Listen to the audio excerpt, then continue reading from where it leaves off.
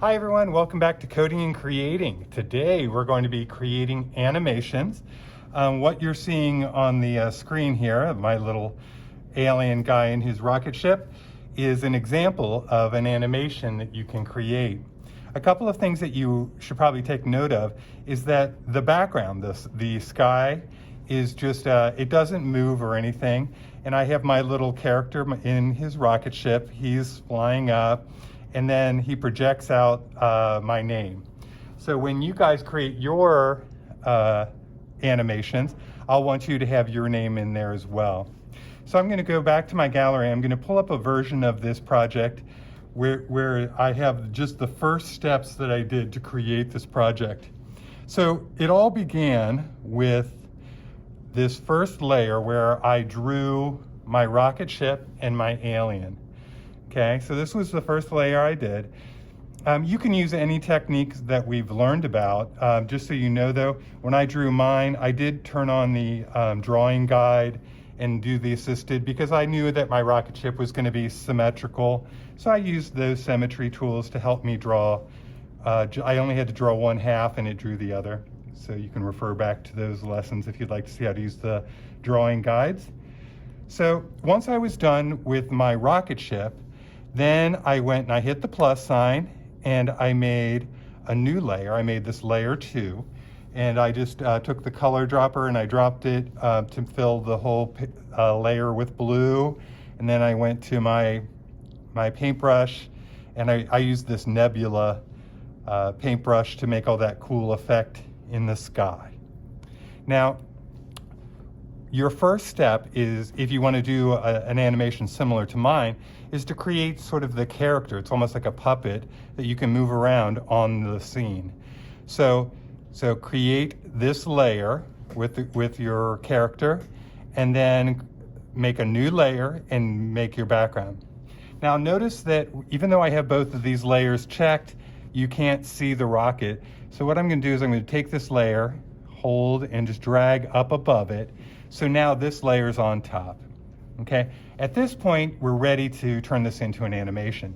So I'm going to go here to the Actions menu, which is a wrench, and I'm going to go under Canvas, and I'm turning on the Animation Assist. Now with the first slide, that first layer, if you tap, it gives you the option of making that first slide a background. So when I click that, when I chose that that's the background, now this sky will appear behind all of the rest of my animation, okay? Now with my rocket ship, I can say to duplicate this, and then I can click on this little arrow tool, and then I can start to maybe move it. Maybe let's say I have it shrink down a little bit. I can go like this, so maybe it'll appear as if the camera is moving back. I'm going to go here to my settings.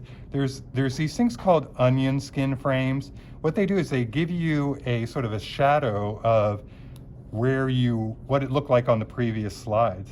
So here, as I duplicate this slide again, I'll click the arrow. I can maybe move it down a little bit more. Duplicate it again.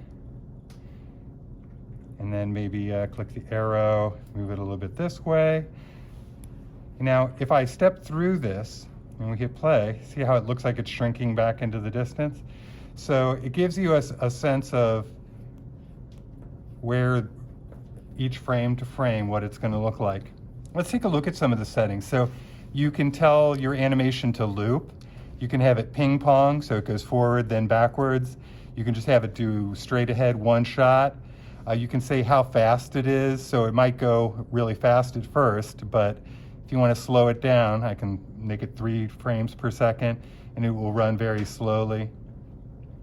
Okay, and you can also, if those onion skins as you're drawing, if they're getting in your way, you can turn those off temporarily and then turn them on when you need them. Most of the options for each frame, like duplicating or holding it out for a longer time. So if I wanted this one to be held out a little bit longer, I could say, hold that for an additional 3 frames. Okay, let's play the whole thing. So it will freeze in the middle. So and then freeze and then go on, okay? So you can start to experiment with it. So if you're using this type of technique where it's almost like a digital puppet, I would suggest that you begin with your first 2 layers, okay? Create your first little animation of your character, and then your sky background. And remember at the end to have it project out your name so that we can know who created your cool animation.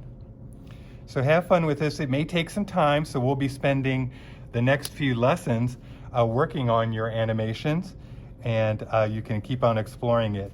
If you wish to go just draw each frame, you could go and turn on the animation assistant and just draw each frame. You could say add a frame and draw each frame individually, or you can use my method where you almost have a little icon that you can move around your screen. All right, have fun making animations.